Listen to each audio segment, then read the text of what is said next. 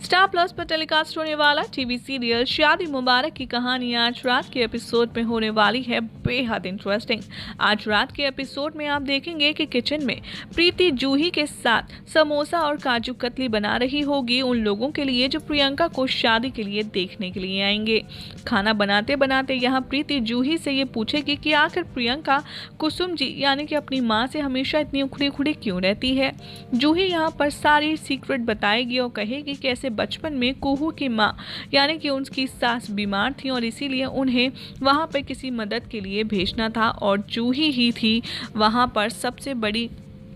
Concern और इसीलिए उसको भी यही बताया गया कि जैसे कुसुम आंटी ने कुसुम मम्मी ने अपनी बेटी प्रियंका को वहां पर हेल्प के लिए भेज दिया और वो उनसे दूर हो गई और इसी बात का गुस्सा अब तक प्रियंका को है। यहाँ पर प्रीति समझती है उसकी सिचुएशन और कहती है कि हाँ, किसी भी बच्चे के लिए उसकी माँ से दूर रहना बहुत ही ज़्यादा मुश्किल होता है क्योंकि हर कोई बचपन में अपनी माँ बाप के साथ ही टाइम स्पेंड करना चाहता है। आगे आप देखेंगे कि कैसे कुसुम का वीडियो कॉल आएगा प्रीति के पास और वो उससे काफ़ी कुछ बातचीत करेगी और कुसुम को वो बताती आएगी नज़र कि आज प्रियंका के लिए स्पेशल डे है क्योंकि यहाँ पर उसके लिए रिश्ते वाले आए हैं। यहाँ पर कहती है कुसुम जी से प्रियंका कि आपको यहाँ पर होना चाहिए था, लेकिन कुसुम जी भी बड़े ही शान से कहती हैं कि नहीं, ये फैसला मेरा नहीं है इसलिए मैं वहाँ नहीं हूँ और अच्छा है मैं वहाँ नहीं हूँ क्योंकि जूही के अलावा मुझे प्रियंका की कोई भी चिंता नहीं है और जिस तरीके से वो व्यवहार करती है मुझे वहाँ उसकी शादी में शामिल नहीं होना। लेकिन जैसे जैसे प्रीति कुसुम जी को समझाती है वो उसे राज़ी कर लेती है और लास्ट में कुसुम भी कहती है प्रीति से कि अच्छा वो उसे देखना चाहती हैं, ज़रा वीडियो कॉल पर प्रियंका को दिखाओ तो कि वो आज अपनी इस खास दिन पर लग कैसी रही है। दूसरी तरफ आप देखेंगे कि रति तरुण को भड़का रही होगी और कहेगी कि तुम्हें प्रियंका के साथ दोस्ती और भी ज़्यादा बढ़ानी होगी। यहाँ पर अगर तुम ऐसा करते हो तो वो हमें सारी अंदर की खबरें ला कर देगी और रति से कहता है तरुण कि आखिर वो हमें कैसे इन्फॉर्मेशन दे सकती है। तो रति तरुण को एक बार फिर से अपनी चिकनी चुपनी बातों से फंसा कर कहती है कि देखो,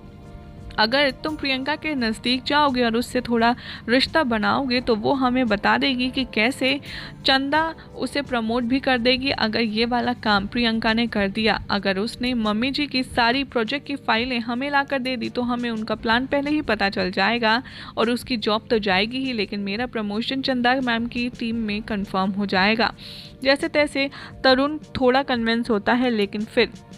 तरुण बताता है रति को कि कैसे थोड़े दिन पहले वो इंटरव्यू देने के लिए ऑफिस में आई थी और तब प्रियंका को टॉन्टबाजी करके उसने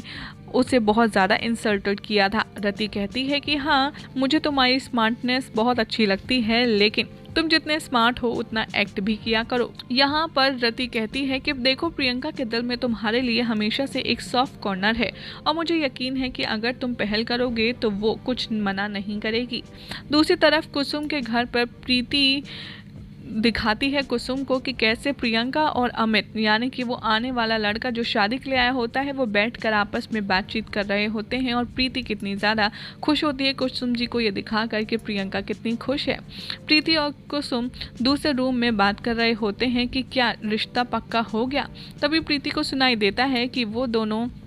आ रहे हैं बाहर और वो कुसुम जी को ये भी बताती है कि जब मेरी शादी हुई थी तब तो मुझे ज़्यादातर लड़के मेरे स्किन कॉम्प्लेक्शन की वजह से फेल कर दिया करते थे और मेरे परिवार वालों को बहुत ज़्यादा चिंता थी कि आखिर मुझे कौन पसंद करेगा, कौन मुझसे शादी करेगा और इसीलिए मुझे बहुत ज़्यादा टेंशन भी होती थी। लेकिन यहाँ पर कुसुम जी कहती है कि हाँ, शादी बहुत बड़ा डिसीजन होता है, इसीलिए हमें कोई साड़ी या फिर भैंस का पसंद करना तो है नहीं। शादी को सोच समझ के ही हाँ करना चाहिए और अपने जीवन साथी को भी ऐसे ही चुनना चाहती है। यहाँ पर प्रीति कुसुम जी से कहती है कि आपने तो लव मैरिज की थी ना, तो फिर आप शादी के दिन क्यों भाग गई थी। यहाँ पर प्रीति जैसे ही कुसुम जी की सारी शादी की कहानी सुनती है वो बहुत ज़्यादा हंसती है और कहती है कि रुको रुको। प्रीति बोलती है कुसुम को कि यहाँ पर मुझे लगता है प्रियंका अमित के साथ बाहर आ रही है और मैं देखती हूँ कि उसने क्या फ़ैसला लिया, क्या उसे लड़का पसंद है या नहीं। तभी वहाँ पर हर किसी के सामने पूछा जाता है प्रियंका से कि क्या तुम्हें ये रिश्ता पसंद है या नहीं। तो प्रियंका बड़ी ही आसानी से सबके आगे सर हिलाती है और कहती है कि हाँ, मुझे पसंद है, और लड़के को भी लड़की पसंद आ जाती है। सब कोई खुश हो जाता है, मिठाइयाँ खिलाई जाती हैं एक दूसरे को, और वहाँ पर बहुत ही शानदार सा डांस भी होता है। मीनवाइल तरुण प्रियंका को मैसेज टाइप करता है रति के अकॉर्डिंग, और स्टार्टिंग करता है वो मैसेज की कि कितना ज़्यादा सॉरी फील कर रहा है वो पास्ट में हुई सारी गलतियों की, और जिस तरीके से उसने उसकी इंसल्ट करी उसके लिए वो बहुत ज़्यादा शर्मिंदा है। और वो उसे मैसेज भेज देता है और कहता है कि उसे एक और चांस चाहिए। रति बहुत ही ज़्यादा खुश हो जाती है और वो तरुण को प्रमोट करती है और कहती है कि हाँ हाँ, बिल्कुल ठीक है, भेज दो। जैसे ही प्रियंका डांस के बीच में मैसेज देखती है कि वो तरुण की तरफ से आया है, वो बहुत ज़्यादा घबरा जाती है और चुपचाप से फ़ोन ले जाकर किचन में अकेले उस मैसेज को पढ़ने लगती है। जैसे ही तरुण का वो मैसेज देखती है, यहाँ पर बहुत ज़्यादा कंफ्यूज हो जाती है और उसे समझ नहीं आता कि अब वो क्या करे, क्योंकि शादी के लिए तो वो हाँ कर चुकी है। वहाँ पर आप देखेंगे कि प्रीति बात करने के बाद में इस रिश्ते वाले चले जाएंगे और उसके बाद में वो अपने रूम में नथमल की फाइल लेकर सोच रही होगी कि अगर ये प्रोजेक्ट सक्सेसफुल हो गया तो तरुण के साथ कबूल की हुई शर्त भी उसके लिए जीतना आसान हो जाएगा। तभी वहाँ पर सोचती है कि रति कैसे उस लड़के के साथ खुश रहेगी, और मीनवाइल प्रीति भी बहुत ज़्यादा गहरी सांस लेती है और वो किचन से बाहर आ जाती है। बाद में आप देखेंगे कि प्रियंका